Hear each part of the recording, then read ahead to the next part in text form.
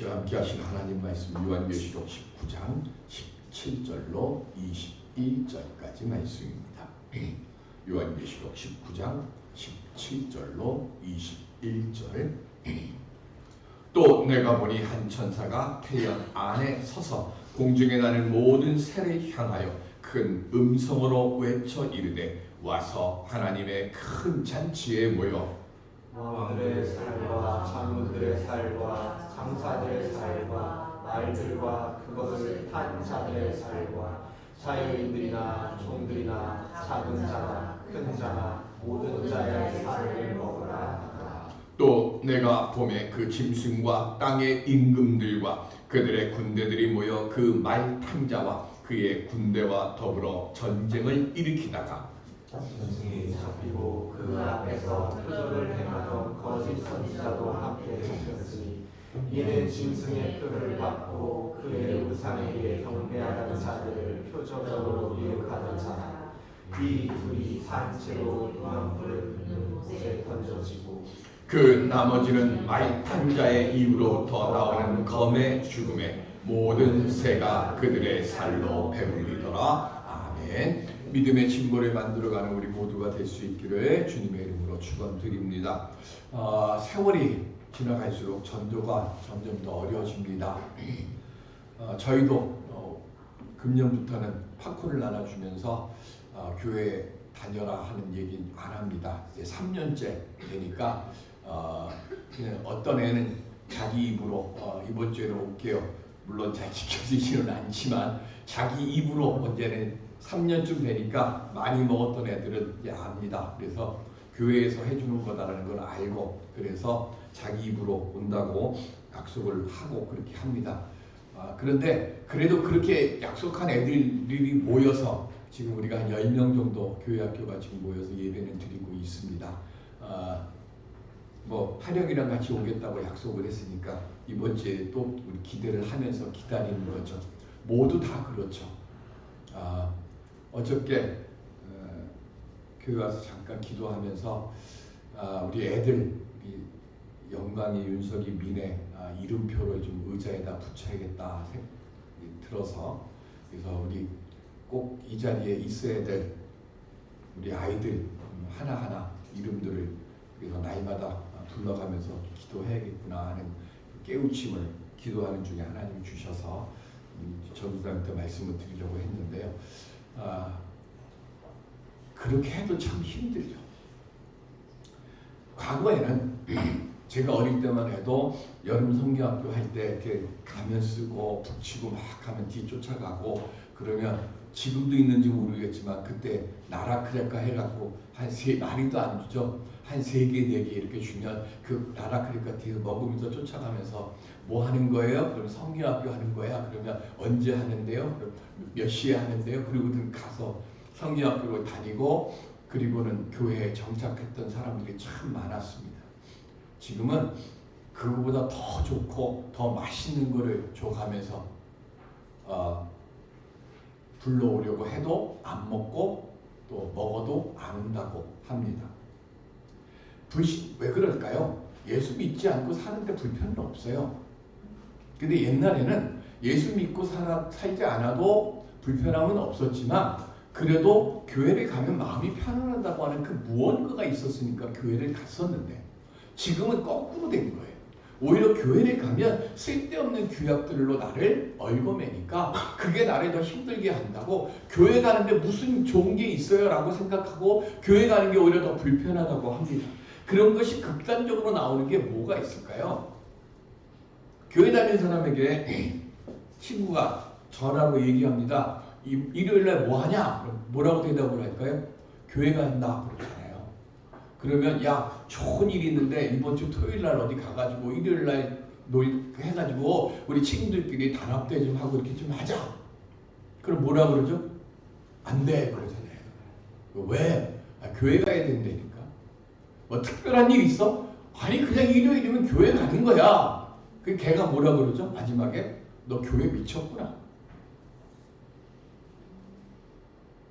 그냥 예배만 드리는 건데 주일날 예배만 드리는 거니까 나 예배 때문에 예배 빠지면 안 돼. 그래서 예배 드릴 거야.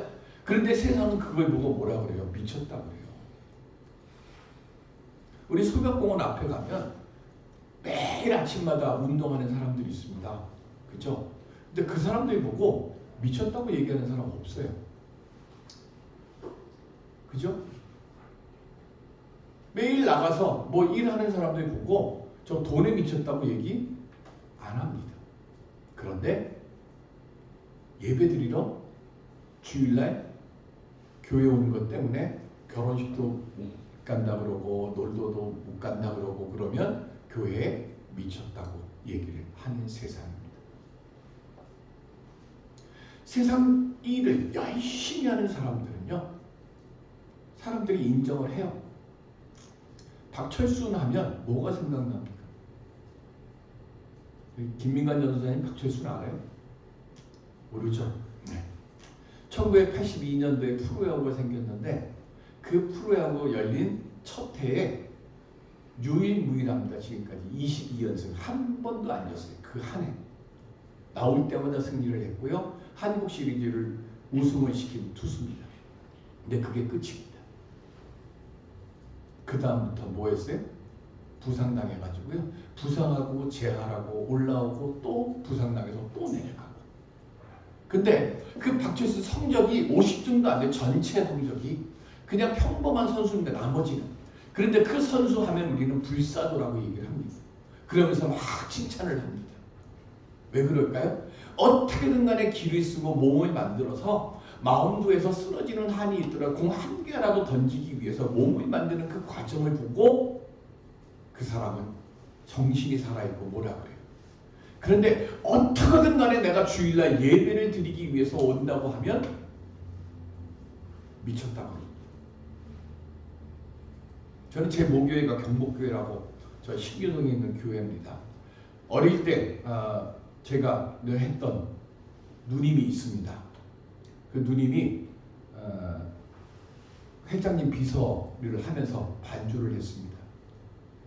금요일날 회장님이 태국으로 출장을 가셨어요. 같이 갔어요. 주일날 못 올 줄 알았는데 주일날 와서 반주하고 다시 갔어요. 회장님도 허락 받고. 근데 그분한테 미쳤다고 안 했어요. 우리는.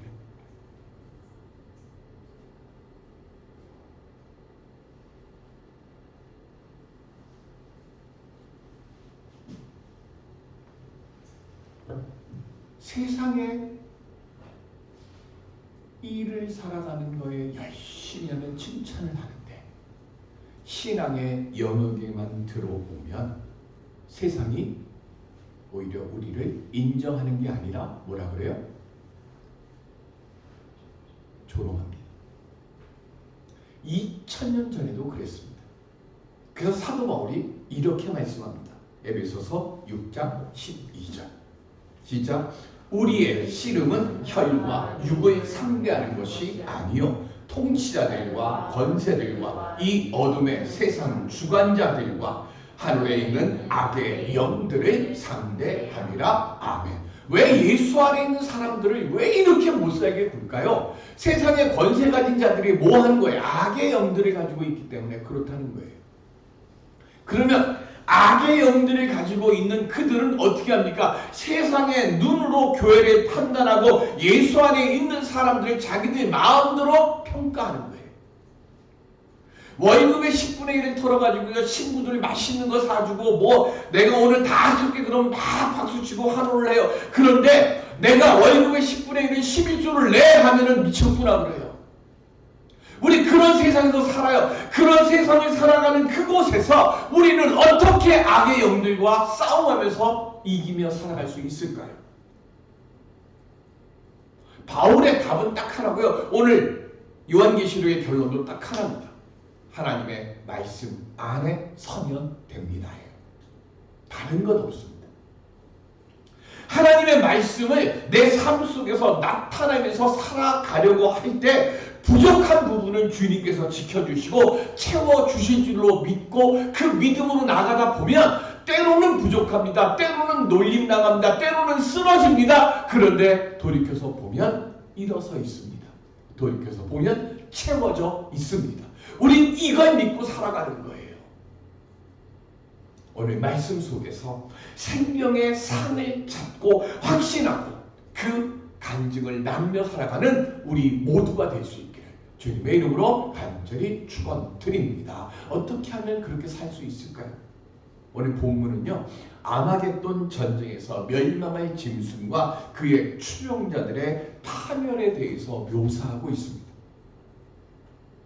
그런데요, 오늘 본문에 보면 싸움을 어떻게 했다는 얘기가 하나도 없습니다. 그냥 싸웠어요. 근데 끝났어요.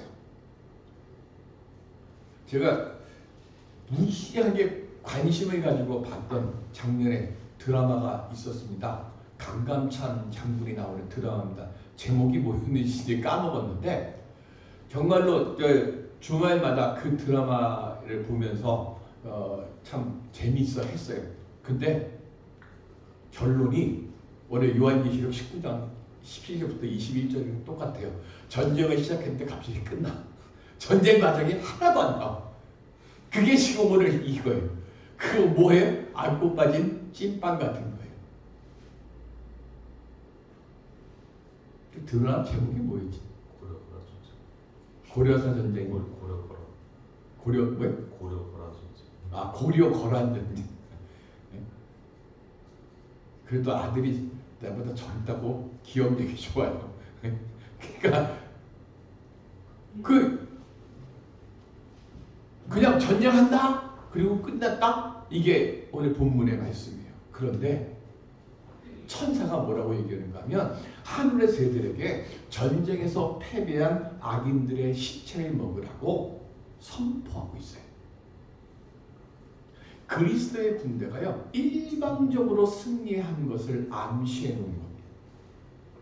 오늘 본문의 말씀은요, 아마겟돈 전쟁이에요. 아마겟돈 전쟁은 언제 있었어요?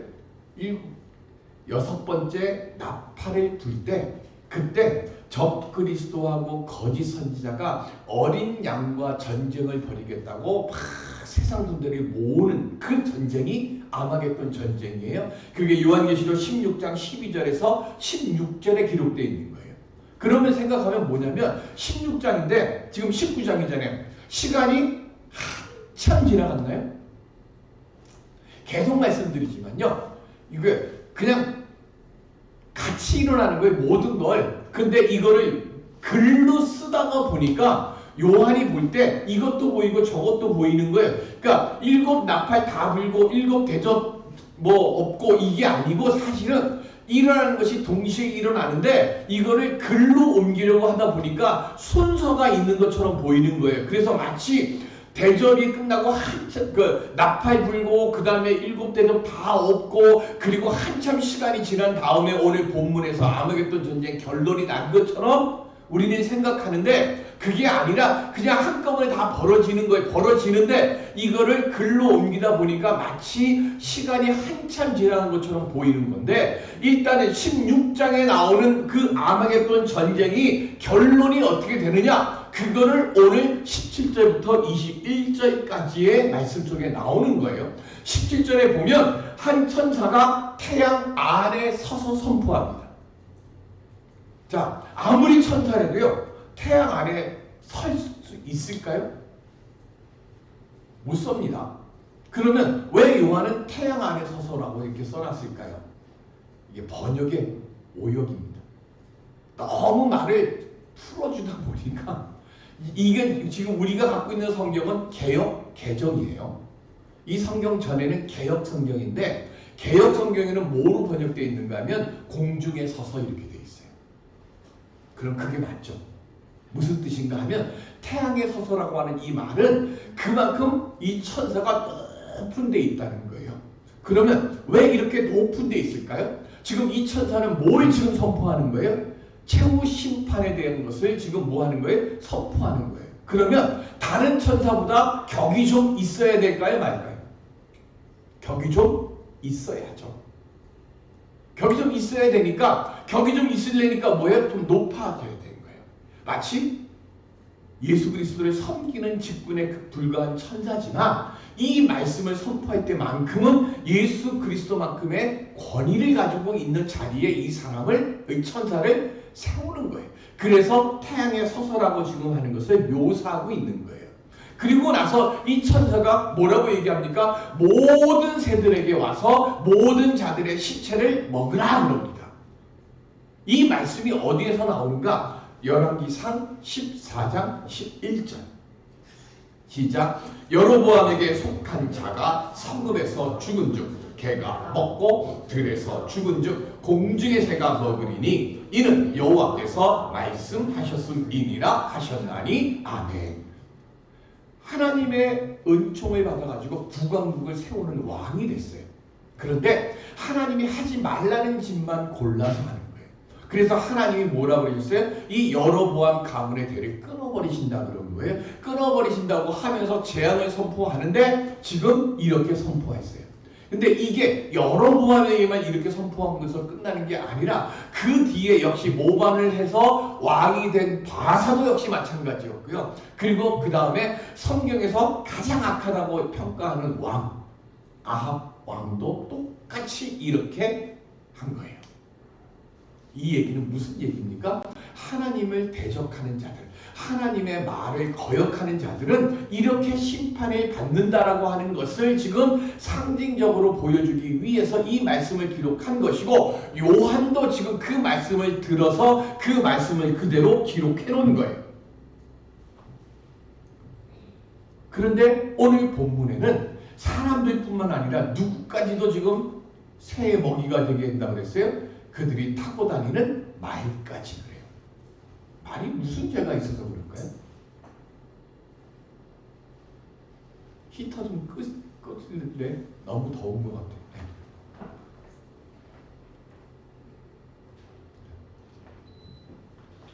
왜 말까지 죽임을 당할까요? 이유는 하나입니다. 하나님을 대적하는 데 도구로 쓰였기 때문에.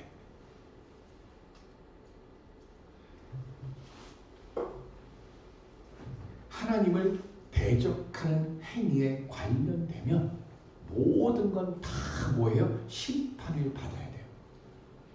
빈부귀천 막론하고 짐승에게 미혹돼가지고 짐승의 표를 받았고 그 크던 작던 하나님을 대적하는 모든 사람이고 모국 간에 다 철저하게 하나님의 심판에서 예의는 없다는 겁니다.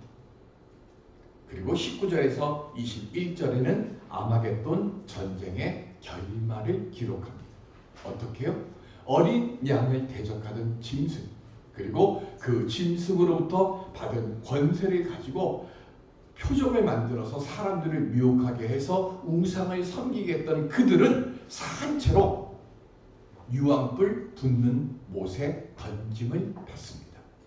산채로, 죽여서가 아니라 산채로. 그리고 영원히 꺼지지 않는 불에서 영원히 죽지 않은 채 영원히 고통을 받는 거예요.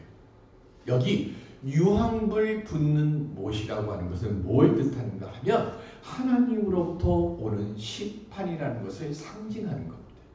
그러니까 짐승과 그리고 그 권세를 받아서 미혹시켰던 거짓 선지자들은 하나님으로부터 오는 심판을 받아서 영원히 죽지도 못하고 영원히 고통 속에서 끓는 불 속에서 고난을 당하는 것이고요. 그리고 미혹당해가지고 짐승과 거짓 선지자들을 따르던 사람들은 뭐라고 그랬어요? 말 탄 자의 입에서 나오는 검에 죽는다 그랬습니다.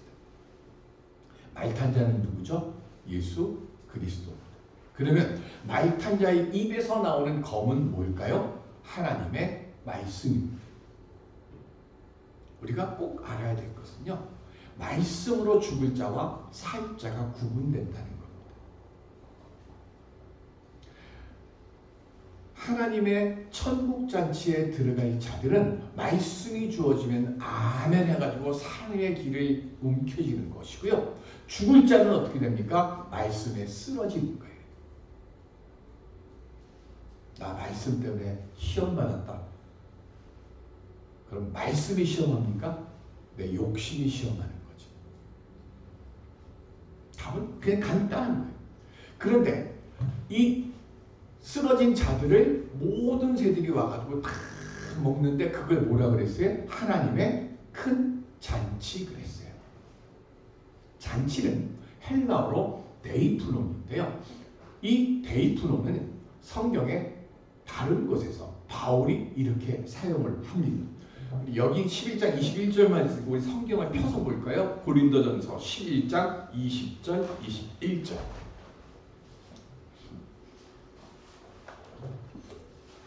고린도전서 11장 20절 21절.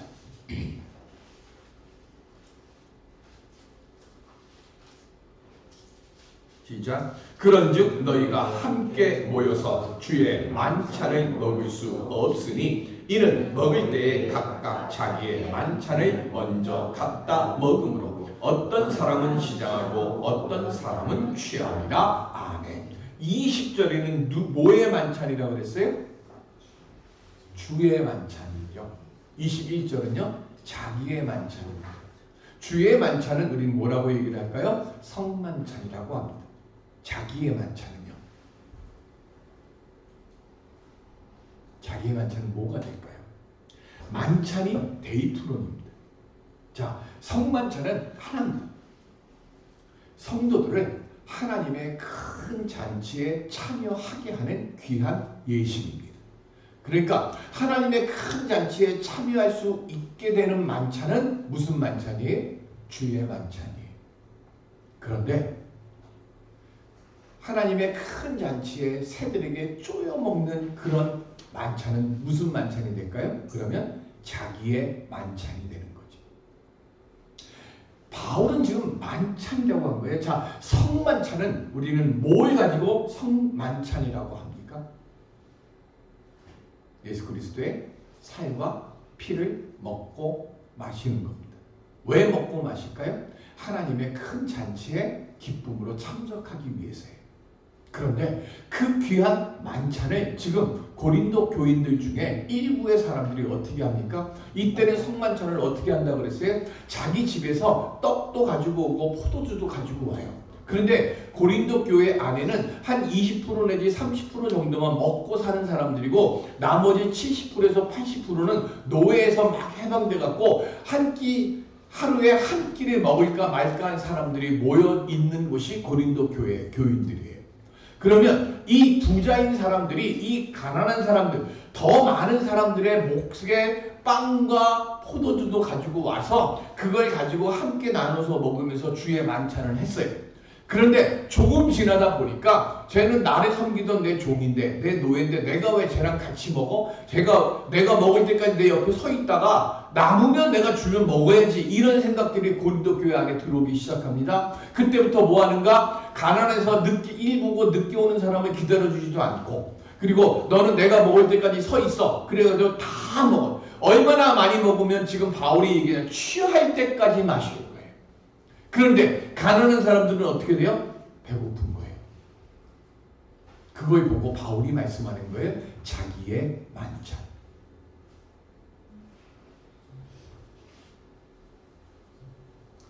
교회는 예수 안에서 한 피 바다 한 몸 이룬 형제와 자매들이 모여서 한 마음으로 예수 그리스도의 살과 피를 먹고 마실 때 그 안에 생명이 있는 온전한 공동체가 됩니다. 그래서 예수님이 뭐라고 하셨어요? 내 살은 참된 양식이요 내 피는 참된 음료다 라고 하시면서 이렇게 말씀하십니다. 요한복음 6장 57절 시작. 살아계신 아버지께서 나를 보내시네 내가 아버지로 말미암아 사는 것 같이 나를 먹는 그 사람도 나로 말미암아 살리라. 아멘. 우리가 교회 나오는 이유는 하나입니다. 살려고 해요. 영이 살면 영원히 삽니다. 우리 영생하기 위해서 지금 교회에 나오는 거예요. 그러면 영생을 얻기 위해서 무엇을 해야 합니까?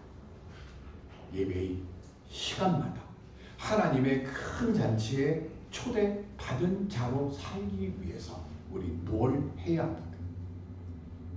통일혁명당 사건이라고 하는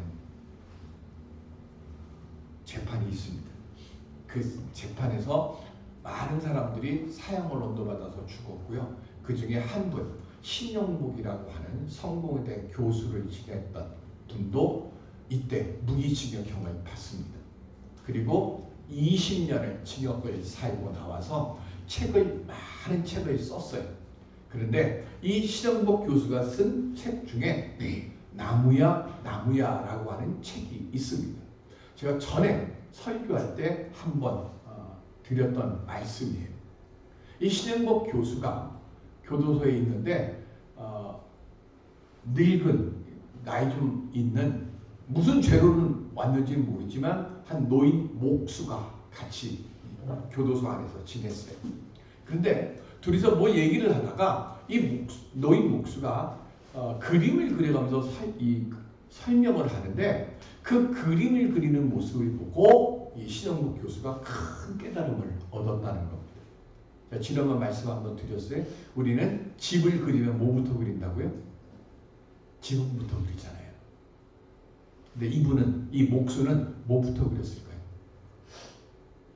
주춧돌부터 그리기 시작을 하는 거예요.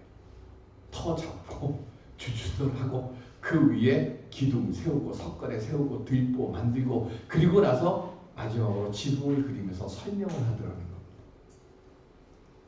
신영복 교수가 나랑 다르게 그렸기 때문에 땡 하고 온 게 아니에요. 신영복 교수가 놀랬던 건 저렇게 그리는 그림이 일하는 사람의 그림이구나 하는 것을 깨달은 거예요. 세상에 지금부터 지을 수 있는 집은 없습니다. 집을 지으려면 반드시 뭐예요? 터 닦고 주춧돌 놓고 기둥 세우고 들보 세우고 뭐 이렇게 해야 되는 거죠. 근데 우리들은 뭘 하는가 하면 그냥 그리기만 하니까 지금부터 그리는 거예요. 근데 이 사람은 뭐예요? 그림을 그리는 것도 집을 세우기 위한 그 모습으로 그림을 그리는 겁니다. 저는 그 책을 읽으면서 믿음 생활도 똑같다는 거죠. 우리 신앙생활도 똑같은 거예요. 실제로 신앙생활 뭐부터 시작해야 됩니까? 기초부터 해야죠. 집을 지으려면 반드시 터 닦고 하는 것처럼 우리도 신앙도 기초부터 해야죠. 그 기초가 뭡니까? 요한복음 17장 17절 시작. 그들을 진리로 거룩하게 하옵소서. 아버지의 말씀은 진리이다. 오늘날 왜 믿음이 자꾸 흔들릴까요? 우리 지금부터 자꾸 세우려고 해서 그래요. 기도 응답만 바라고 복만 바라는 겁니다. 터는 없습니다. 주춧돌도 없습니다. 기둥도 없습니다. 버티지 못합니다. 그러니까 조금만 시련이 오면 내가 이 교회 다녀갖고 시험 들었다. 하나님은 절대로 성경에 뭐라고 그랬어요? 우리를 시험하시지 않는다 그랬어요. 근데 내 마음이요, 내가 시험당하고 내 욕심으로 시험당해놓고 그거를 하나님이 시험한다고 얘기를 하는 거예요. 기초부터 해야죠. 말씀부터 다져야 되는 거예요. 하나님 말씀 외에는 진리가 없음을 우리는 믿고 깨달아야죠. 예전에는요, 종교의 자유가 없어서 예수 믿는 게 힘들고 어려웠어요. 지금 이 편지를 받아보는 7개 소아시아 교회들도요, 정말로 예수 믿는다는 그 이유로, 정말로 신앙생활 한다는 그 이유로 죽음을 각오하고 그 어려움 속에서도 예수를 믿는 믿음을 지켰어요. 그런데 지금 어떻습니까? 예수 믿는 게 너무 쉬워요. 아무도 교회 간다고 핍박 안 합니다. 근데 더 어렵습니다. 우리 모두 예수 그리스도의 재림을 믿고 있는 사람들입니다. 머리로 믿고 있고 입으로 알고 말을 합니다. 그런데 말로만 그치는 건 뭐부터 그리는 거예요? 지금부터 그리는 거죠. 우리는 다시 뭐 해요? 예수 그리스도를 믿는 실력과 기초를 든든하고 바르게 쌓아가야 됩니다. 입이 아니라요, 몸으로 믿음을 나타내는 게 그게 신령입니다. 조금 힘들어요. 조금 많이 죽을 것 같아요. 그래도 하나님이 내게 주신 말씀 붙잡고 이 말씀대로 될 줄로 믿습니다 하면서 하나님 믿는 사람답게 살아갈 때 그때 우리는 넘어지지 않고 쓰러지나 쓰러지지 않는 사람으로 살아가게 될 줄로 믿습니다. 신앙의 탯줄, 기도의 탯줄, 말씀의 핏줄이 든든하고 그리고 그것이 멈추지 않고 자라고 성장하게 그렇게 되어지는 가정되고 교회되게 해달라고 말씀 붙잡고 하나님 앞에 메어 달릴 때 그때 세상 풍조를 이기고 하나님의 큰 잔치에 참여받는 기쁨으로 참여하는 우리 모두가 되어질 줄로 믿습니다. 이 시간 세상을 이기는 말씀의 능력으로 서는 우리 모두가 될 수 있기를 주님의 이름으로 축원드립니다. 은혜의 아버지 하나님, 말씀의 소중함을 깨닫게 하여 주옵시고 주여 말씀이 권능이 되어지는 우리 교회 되게 하시고 우리 성도들 되게 해 주시옵소서. 예수님의 이름으로 기도드립니다. 아멘.